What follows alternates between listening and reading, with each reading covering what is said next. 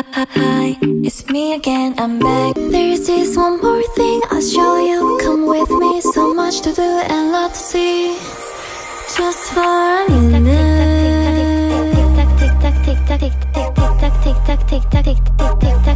Just for a minute.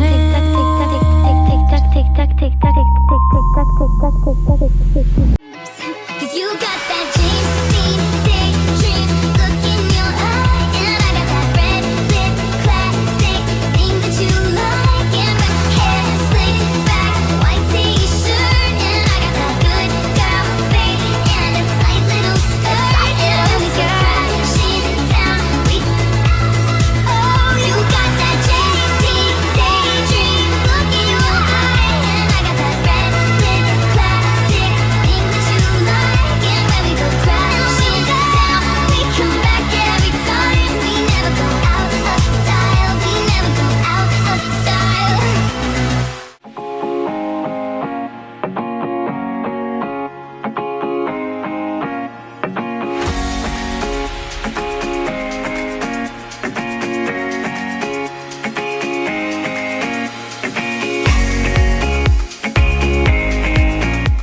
Pernah nggak sih berpikir bagaimana cara bank bisa mengatur uang nasabah dengan baik? Bagaimana mereka tahu berapa uang yang masuk dan berapa yang keluar? Nah, jawabannya ada dalam hal yang kita sebut dengan akuntansi jasa bank. Yuk simak pembahasan dalam bab ini mencakup transaksi jasa yang diberikan bank kepada nasabah. Halo, perkenalkan saya Elizabeth Purba. Di sini saya akan menjelaskan tentang materi akuntansi bank. Yang pertama, saya akan menjelaskan pengertian bank. Peran bank sangat besar dalam mendorong pertumbuhan ekonomi suatu negara. Semua sektor usaha, baik sektor industri, perdagangan, pertanian, perkebunan, jasa, perumahan, dan lainnya, sangat membutuhkan bank sebagai mitra dalam mengembangkan usahanya. Menurut Undang-Undang Nomor 10 Tahun 1998 tentang perbankan, yang dimaksud dengan bank adalah badan usaha yang menghimpun dana dari masyarakat dalam bentuk simpanan dan menyalurkan ke masyarakat dalam bentuk kredit dan atau bentuk-bentuk lainnya dalam rangka meningkatkan taraf hidup rakyat banyak. Yang selanjutnya, fungsi utama bank. Bank memiliki 3 fungsi utama, yaitu melakukan aktivitas dalam penghimpunan dana kepada bank ketiga, aktivitas penyaluran dana kepada pihak yang membutuhkan dana, dan aktivitas bank dalam memberikan pelayanan jasa kepada masyarakat. Selanjutnya, konsep dasar akuntansi bank. Akuntansi bank sendiri adalah seni pencatatan, penggolongan, pengitisaran, atau seluruh transaksi yang terjadi di dalam bank. Transaksi-transaksi yang dicatat oleh bank meliputi transaksi keuangan maupun transaksi lain yang akan mengakibatkan adanya peristiwa keuangan yang akan terjadi di masa yang akan datang. Hasil dari transaksi akuntansi berupa laporan keuangan bank. Selanjutnya ada materi pelayanan jasa bank. Apa sih itu? Pelayanan jasa bank adalah aktivitas pendukung yang dapat diberikan oleh bank. Pelayanan jasa bank dapat dibagi menjadi 2 jenis, yaitu jasa bank dalam negeri dan jasa bank luar negeri. Jadi, akuntansi jasa bank merujuk pada praktik akuntansi yang diterapkan khususnya dalam pelayanan jasa perbankan, melibatkan pencatatan, pelaporan, dan analisis transaksi keuangan yang terkait dengan kegiatan operasional bank. Selanjutnya ada beberapa jenis transaksi bank. Yang pertama ada surat kredit berdokumen atau letter of credit atau LC. Yang kedua ada bank garansi. Yang ketiga ada inkasso. Yang keempat ada safe deposit box. Yang kelima ada uang elektronik atau short value card. Yang keenam ada kiriman uang atau transfer. Dan yang ketujuh yang terakhir ada clearing atau clear. Halo, saya Siti Fairuz Nadia. Saya di sini akan melanjutkan materi yang tadi telah dibahas oleh Elizabeth Purba mengenai akuntansi jasa bank. Saya di sini akan membahas tentang jenis-jenis yang ada pada akuntansi jasa bank. Yang pertama ada surat kredit berdokumen (SKBDN) atau transaksi domestik atau letter of credit atau LC. Jadi apa itu surat kredit berdokumen? Surat kredit berdokumen adalah janji tertulis yang diterbitkan oleh issuing bank atau bank penerbit atas dasar permohonan tertulis applicant atau dirinya sendiri kepada beneficiary untuk membayar atau mengakses draft. Mengizinkan bank lain untuk membayar atau mengakses atau mengambil alih draft apabila dokumen yang diserahkan oleh beneficiary sesuai dengan syarat dan kondisi janji tertulis yang diterbitkan oleh issuing bank atau letter of credit. Di sini ada contoh soal mengenai SKBDN. PT Jaya Abadi nasabah Bank BCA Bandung hendak membeli semen 100.000 sak, yang dimana satu harga semennya adalah Rp30.000 kepada PT Holcim Cilacap nasabah Bank BCA Cilacap. Untuk itu, PT Holcim meminta PT Jaya Abadi membuka site SKBDN tanggal 12 April 2023. PT Jaya Abadi membuka site SKBDN dengan setoran jaminan penuh kepada Bank BCA Bandung. Setoran jaminan tersebut beban gironya sebesar Rp2.500.000.000 dan sisanya tunai. Bank BCA Bandung memungut komisi sebesar Rp5 juta dengan ongkos kawat atau transfer sebesar Rp300.000. Komisi dan ongkos kawat dibayar tunai oleh PT Jaya Abadi. Pembahasan dari contoh soal SKBDN tersebut adalah pencatatan di bank penerbit Bank BCA Bandung, yaitu pencatatan pada rekening administratif pada tanggal 12 April 2023. Di bagian rekening terdapat site SKBDN tak dapat dibatalkan dan masih berjalan. Terdapat di kredit sebesar Rp3 miliar. Selanjutnya ada akuntansi eksekusi pembayaran di bank penerbit, pencatatan pada rekening real atau efektif pada tanggal 12 April 2023. Pada bagian rekening terdapat kas berada di debit sebesar Rp505.300.000 dan giro PT Jaya Abadi berada di debit sebesar Rp2.500.000.000. Selanjutnya pada bagian rekening setoran jaminan SKBDN berada di kredit sebesar Rp3 miliar. Selanjutnya pendapatan komisi penerbitan berada di kredit sebesar Rp5 juta. Selanjutnya pendapatan ongkos kawat berada di kredit sebesar Rp300.000. Pencatatan selanjutnya pada Bank BCA Cilacap, pencatatan pada rekening administratif tanggal 12 April 2023. Pada bagian rekening site SKBDN tak dapat dibatalkan dan masih berjalan berada di debit sebesar Rp3 miliar.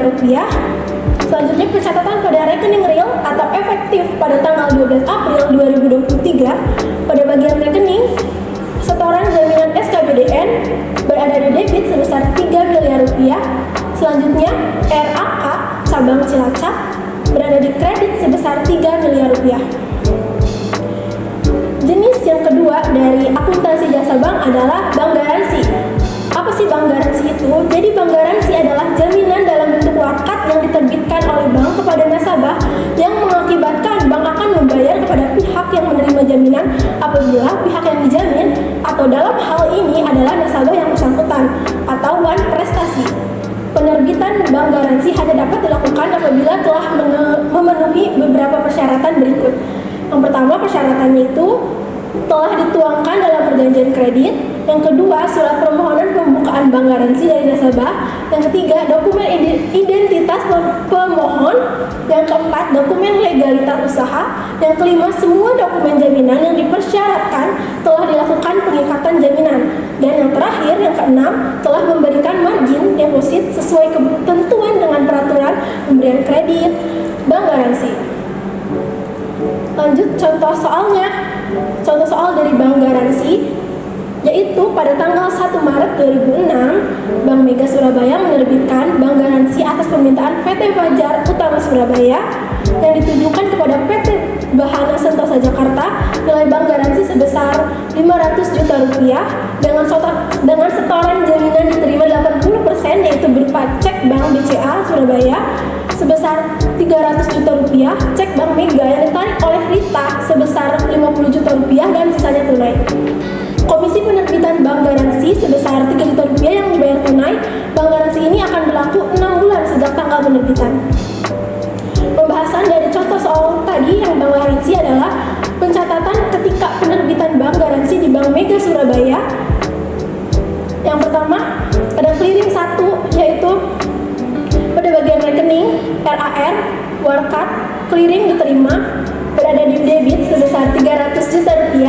Clearing 2 berada di RAR, Warkat, clearing diterima berada di kredit sebesar Rp300 juta. Selanjutnya ada setoran efektif pada bagian rekening kas berada di debit sebesar Rp53 juta. Selanjutnya ada giro BI berada di debit sebesar Rp300 juta rupiah. Selanjutnya, setoran kita berada di debit sebesar 50 juta rupiah. Selanjutnya, setoran jaminan bank garansi berada di kredit sebesar 400 juta rupiah. Selanjutnya, komisi penerbitan bank garansi diterima di muka sebesar 3 juta rupiah. Dan yang terakhir, pencatatan administratif RAR bank garansi yang diterbitkan dan belum jatuh tempo berada di kredit sebesar 500 juta rupiah. Halo, saya Rina Destiani, ingin melanjutkan materi yang telah disampaikan oleh Siti Feiruz Nadia. Materi yang ketiga yaitu inkaso. Inkaso adalah pemberian kuasa pada bank oleh nasabah baik perusahaan maupun perorangan untuk melakukan penagihan terhadap surat-surat berharga baik yang berdokumen maupun yang tidak berdokumen yang harus dibayar setelah pihak bersangkutan pembayar atau tertarik yang berada di tempat lain dalam atau luar negeri menyetujui pembayarannya. Yang pertama ada warkat inkaso. Warkat inkaso terdapat dibagi menjadi dua bagian, yaitu warkat inkaso tanpa lampiran. Yang kedua, warkat inkaso yang tidak dilampirkan dengan dokumen apapun seperti cek, bilet giro, wesel, dan surat berharga. Yang kedua, warkat inkaso dengan lampiran. Warkat inkaso yang dilampirkan dengan dokumen-dokumen lainnya seperti kwitansi, faktur, polis, asuransi, dan dokumen-dokumen penting. Contoh soal dari inkaso yaitu PT ABC ingin menagih sejumlah uang sebesar 1 miliar dari PT XYZ melalui inkaso. Biaya inkaso yang dikenakan oleh Bank Mega sebesar 0,3% dari jumlah uang yang ditagih. Biaya clearing yang dikenakan oleh Bank Mega sebesar 100.000 dan biaya administrasi yang dikenakan oleh Bank Mega sebesar 75.000. Berapa total biaya yang harus dibayar oleh PT ABC untuk transaksi inkaso tersebut?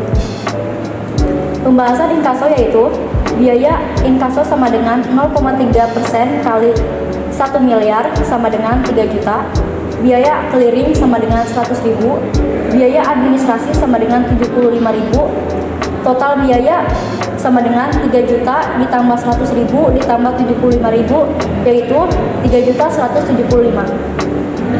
Jadi total biaya yang harus dibayar oleh PT ABC untuk transaksi inkaso tersebut sebesar 3.175.000. Yang keempat ada clearing. Clearing adalah perhitungan utang piutang antara para peserta clearing secara terpusat di satu tempat dengan cara saling menyerahkan surat-surat berharga dan surat-surat dagang yang telah ditetapkan untuk dapat diperhitungkan clearing. Warkat harus dinyatakan dalam mata uang rupiah bernilai nominal penuh dan telah jatuh tempo. Berdasarkan cara prosesnya clearing terdapat dibagi menjadi dua bagian, yaitu yang pertama clearing manual, yaitu proses tukar menukar warkat dan perhitungan hak kewajiban antar bank yang dilakukan secara manual pada saat pertemuan antar petugas masing-masing bank. Yang kedua, bank elektronik, yaitu proses tukar menukar warkat dan perhitungan hak kewajiban antar bank yang dibantu oleh program elektronik sehingga proses clearing bisa lebih cepat. Contoh soal dari clearing yaitu yang pertama, PT nasabah Bank Cahaya menarik cek sebesar 25 juta dan 20 juta untuk membayar utang kepada Anggi nasabah Giro Bank Caraka. Yang kedua, ada hari yang sama Bank Caraka menerima bilet giro dari Rudi untuk keuntungan nasabah Giro Bank Ceria sebesar 15 juta. Pembahasan clearing yaitu pencatatan pada Bank Caraka. Transaksi clearing 1 terdapat di rekening RAR clearing berada di debit sebesar 45 juta. Clearing 2 terdapat di rekening RAR clearing berada di kredit sebesar 45 juta. Giro Bank Indonesia berada di debit sebesar 45 juta dan Giro Anggi di kredit sebesar 45 juta. Transaksi rekening Giro Rudi berada di debit sebesar 15 juta dan Giro Bank Indonesia berada di kredit sebesar 15 juta. Hai, saya Iim Nastiar. Saya akan melanjutkan materi dari Rina Destiani, yaitu jenis transaksi akuntansi jasa bank. Yang kelima yaitu transfer. Transfer adalah kiriman uang, dana yang diterima bank termasuk hasil inkaso yang ditagih melalui bank yang akan diteruskan kepada bank lain untuk dibayarkan kepada nasabah. Seiring dengan perkembangan teknologi, maka modifikasi layanan transfer menimbulkan jasa layanan yang lain. yaitu layanan pembayaran dan layanan pembelian. Layanan pembayaran adalah layanan yang diberikan bank kepada nasabah untuk melakukan pembayaran tagihan rutin berkala seperti tagihan listrik, uang sekolah, tagihan air, angsuran kredit, dan lain-lain. Dalam layanan pembayaran ini, bank akan mendebit rekening nasabah secara berkala, biasanya setiap bulan, secara otomatis dan memindahkan hasil pendebitan tersebut ke rekening pihak penerima pembayaran. Sedangkan layanan pembelian adalah layanan kemudahan kepada nasabah untuk memesan barang atau jasa melalui jaringan bank seperti ATM, mobil banking, dan internet banking, sekaligus melakukan pembayaran kepada pihak penjual dengan proses pemindah bukuan. Misalnya nasabah bisa membeli pulsa telepon melalui ATM dan pada saat yang sama pulsa telepon seluler nasabah di top up. Pihak bank perlu menjalin kerjasama terlebih dahulu dengan vendor barang dan jasa sebelum layanan transaksi pembelian ini bisa dijalankan. Contoh soal transfer. Tanggal 1 Juni 2006, Bank Duta Yogyakarta menerima amanat dari nasabah Giro Tuan Yudi untuk mentransfer dananya sebesar 200 juta ke Bank Omega Jakarta untuk tabungan Santi. Untuk transfer ini nasabah dibebani komisi transfer Rp15.000 atas beban Giro. Pencatatan di Bank Duta Yogyakarta. Tanggal 1 Juni 2006, pada bagian rekening Giro Yudi di bagian debit sebesar Rp200.000 Rp15.000, 200 juta Rp15.000. Di bagian kredit rekening cabang Jakarta sebesar Rp200.000. Di bagian kredit juga pendapatan komisi transfer Rp15.000. Pencatatan di Bank Duta Jakarta tanggal 1 Juni 2006, di bagian rekening RAK cabang Yogyakarta di bagian debit sebesar 200 juta, Giro Bank Indonesia di bagian kredit Rp200 juta. Pencatatan di Bank Omega Jakarta selaku bank penerima transfer masuk yang ditujukan untuk nasabah tabungan atas nama Santi. Tanggal 1 Juni 2006, pada bagian rekening Giro Bank Indonesia di bagian debit sebesar Rp200.000 dan di bagian kredit tabungan Santi sebesar 200 juta rupiah. Selanjutnya yang keenam yaitu Safe Deposit Box. Safe Deposit Box adalah fasilitas pengaman barang berharga dalam bentuk kotak yang disediakan oleh suatu bank untuk kepentingan nasabahnya. Kotak tersebut hanya dapat dibuka oleh bank dan nasabah secara bersama-sama. Contoh soal Safe Deposit Box. Pada saat penerimaan sewa, Nona Fatin Sidkia Dating hendak menyewa SDB yang dimiliki oleh Alveta Bank Syariah Jakarta dengan sewa ruang ditetapkan Rp60.000 setahun. Uang jaminan sebesar Rp75.000 yang dapat dikembalikan bila nasabah mengembalikan kunci SDB dengan utuh. Seluruh pembayaran dilakukan atas beban rekening Giro Nona Fatin Sidkia. Pada saat pembayaran sewa, Alveta Bank Syariah Jakarta akan membukukan sebagai berikut. Di bagian keterangan, Giro rekening Tuan Doni di bagian debit sebesar Rp135.000. Di bagian kredit sewa SDB yang diterima di muka sebesar Rp60.000. Di bagian kredit juga setoran jaminan kunci SDB sebesar Rp75.000. Sewa SDB yang diterima di muka di atas secara berangsur yakni setiap bulan akan dialokasikan dalam rekening pendapatan sebesarnya Rp60.000 dibagi 12.000 sama dengan Rp5.000. Jadi jurnalnya yaitu di bagian keterangan sewa SDB yang diterima di muka di bagian debit sebesar Rp5.000 dan di bagian kredit pendapatan sewa SDB Rp5.000. Pada saat perjanjian diakhiri, pada akhir periode sewa SDB, Nona Fatin Sidkia memiliki pilihan untuk memperpanjang atau mengakhiri sewa SDB. Dalam hal memperpanjang SDB, setoran jaminan kunci tidak perlu ditagih lagi karena sewa akan diperpanjang. kecuali ada kenaikan tarif setoran jaminan kunci. Yang akan diterima adalah sewa untuk periode selanjutnya dengan ayat jurnal seperti yang telah ditampilkan di atas.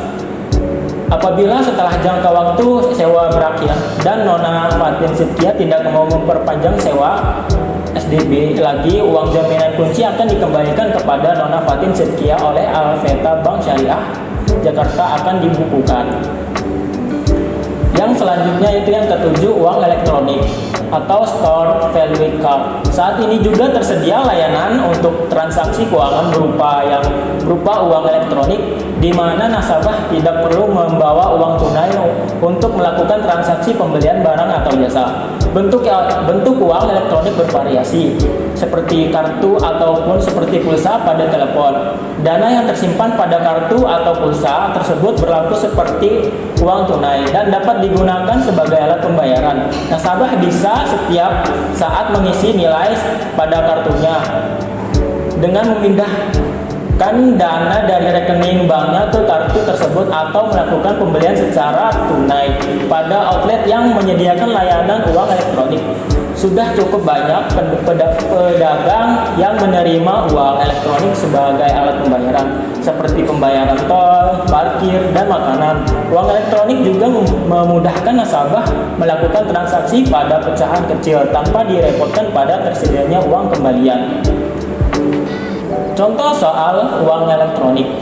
PT Jaya Makmur memperoleh uang elektronik senilai 500 juta rupiah dari Bank Mandiri untuk pembayaran tagihan listrik. Bank Mandiri meminta jaminan sebesar 5% dari nilai uang elektronik. Buatlah jurnal ketika terjadi komitmen dan ketika uang elektronik digunakan. Jadi pembahasannya yaitu ketika terjadi komitmen, kas bank sebesar 527.500.000 rupiah di debit, di bagian kredit RAR uang elektronik sebesar 500 juta rupiah, di bagian kredit RAR jaminan uang elektronik sebesar 25 juta rupiah, dan di bagian kredit RAR biaya uang elektronik sebesar 2.500.000 rupiah.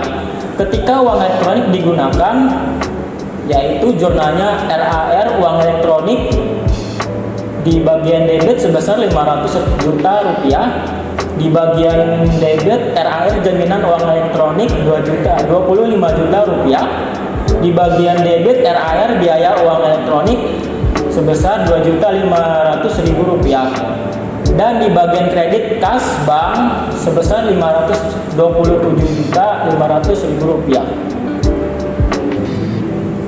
Sekian pembahasan materi dari kelompok kami tentang akuntansi jasa bank.